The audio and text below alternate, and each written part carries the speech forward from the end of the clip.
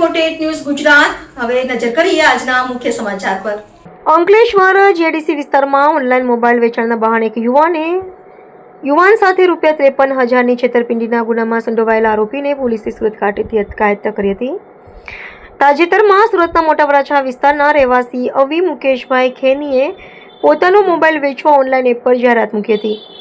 દરમિયાન અજાણ્યા શખ્સે WhatsApp number પરથી સંપર્ક કરી પોતાનું નામ અમિતભાઈ જણાવ્યું હતું અને પોતે અંકલેશ્વરમાં રહેતો હોવાનું કહી વિશ્વાસમાં લીધો હતો. આરોપીએ તેમને કાપોદ્રા પાટણ નજીક એપલ પ્લાઝામાં આવેલા ક્રોમા શોરૂમ ખાતે બોલાવ્યો હતો. ત્યાં પોતે સ્ટોરનો કર્મચારી હોવાનું જણાવી એપલ કંપનીનો આઈફોન મોબાઈલ આપવા તથા અવી ખેનીને આઈફોનનું ઊંચું મોડેલ ખરીદવાની વાત કરી સોદો નક્કી કર્યો હતો.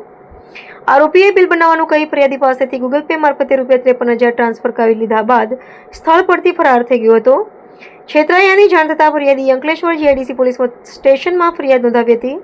પોલીસે ગુનો નોંધી તપાસ હાથ ધર્યા બાદ છેતરપિંડી કરનાર આરોપી અમિત ઓલપાડવાળાને સુરત ખાતેથી ઝડપી પાડી કાયદેસરની કાર્યવાહી હાથ ધરી છે. AB48 ન્યૂઝ ગુજરાત સાથે ધર્મેશ રાણા, અંકલેશ્વર.